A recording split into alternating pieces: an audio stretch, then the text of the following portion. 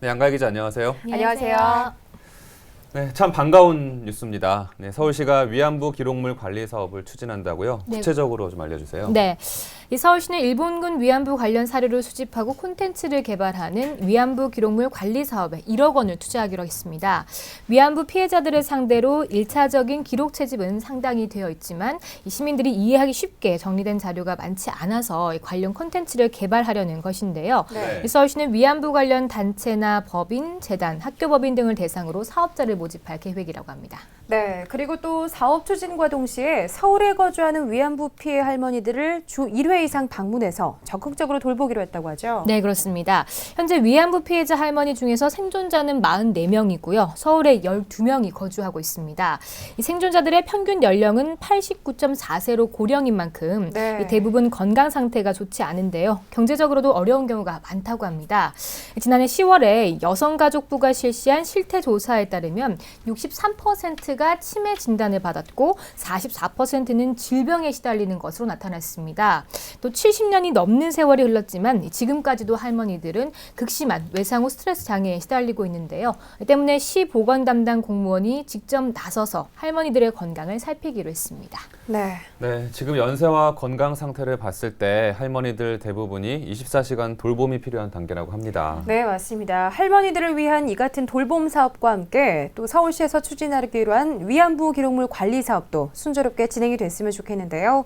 그리고 이를 통해서 우리 후손들이 역사적 교훈과 아픔을 잊지 않았으면 좋겠습니다. 네, 자 다음 뉴스 살펴보겠습니다. 우리나라 최초의 돔구장이죠. 고척 스카이돔이 환경 개선 작업으로 손님 맞이 새 단장을 마쳤다고요? 네, 그렇습니다. 이 고척 스카이돔은 작년 9월에 개장 직후부터 이 관객들에게 불친절한 구장이라는 지적을 받아왔습니다. 네. 4년 전에 최초 설계 당시 결정된 메인 전광판은 크기가 너무 작아서 이 가독성이 떨어졌고 또 최대 31석이 나란히 붙어있는 2층의 내야석은 관객의 동선을 전혀 고려하지 않고 설치가 돼서 가운데 앉은 관객은 이 화장실에 가는 것조차 힘들어서 팬들의 냉소적인 비판이 이어지곤 했었는데요. 주차 역시 큰 문제였습니다.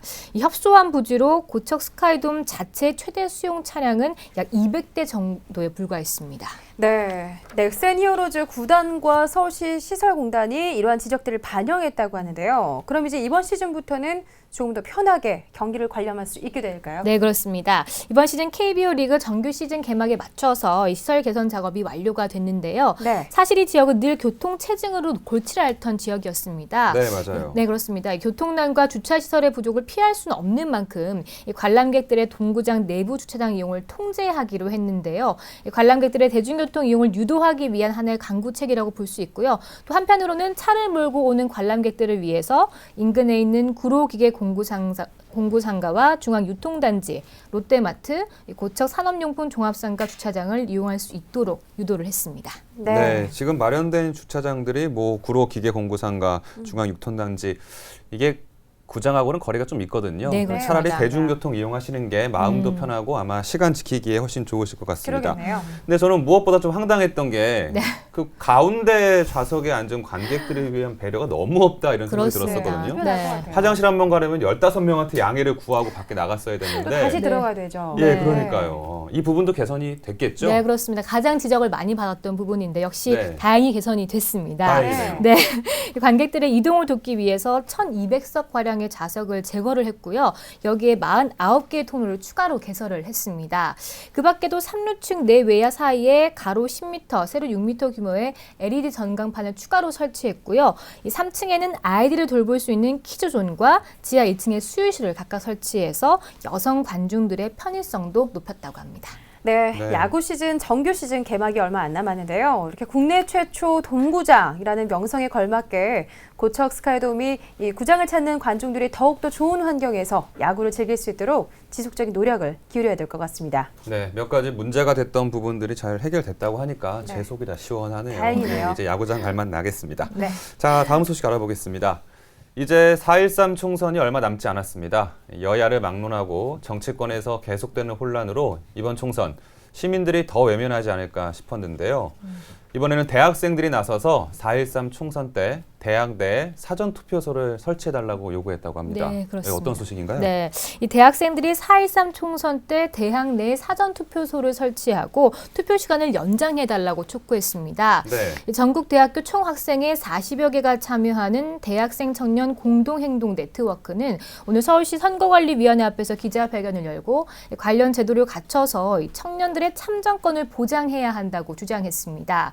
이 19대 총선은 29곳의 대학에 부재자 투표소가 설치가 돼서 많은 대학생들이 투표를 할 수가 있었는데 이번 총선 때는 이 선관위가 읍면동에서 한 곳 이외의 투표소를 만들 수 없다는 법과 또 기술적인 어려움을 들면서 이 학내 투표소 설치를 거절했기 때문입니다. 네. 참고로 부재자 투표소는 2013년 사전투표소 도입으로 폐지가 됐습니다. 네, 그렇습니다. 사실 청년들이 이렇게 선거에 관심과 의지를 갖고 민주시민으로서의 권한을 행사하려는 모습 참 좋아 보이긴 합니다만 그런데 꼭 대학 내에 투표소를 설치해야 하냐는 반문도 있을 것 같아요. 네, 학생들의 주장은 이렇습니다. 이 대학도 공공적인 성격을 지닌 하나의 기관이고 이 대학원생과 교직원까지 합하면 많게는 3만 명 이상이 이 한 캠퍼스 안에서 생활하기 때문에 투표소를 설치해야 한다는 것인데요.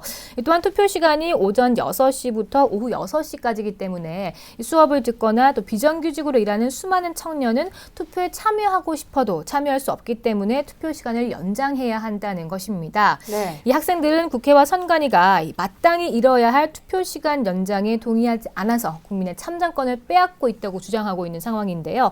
만약 선관위가 이런 요구사항들을 거부한다면 헌법재판소와 국가인권위에 제소할 계획이라고 합니다. 네, 네. 학생들의 생각도 꽤 일리는 있어 보입니다. 네. 네, 예. 그러네요. 예, 항상 매번 선거 때만 되면 정말 혼탁한 정치권의 싸움이 시민들의 무관심을 더욱 부추기는 것 같았었는데요. 네, 이번 총선 역시 공천 갈등과 분열로 유권자들이 피로감을 느껴왔는데요. 이렇게 대학생들이 나서서 먼저 움직임을 보인다는 게 고무적이라고 할 수 있겠습니다. 네, 맞아요. 그리고 이번 선거 우리 시민 여러분들도 소중한 한 표 꼭 반드시 행사하시기 바랍니다. 네, 지금까지 양가희 기자와 수도권 이슈 브리핑 함께했습니다. 양가희 기자 고맙습니다. 고맙습니다.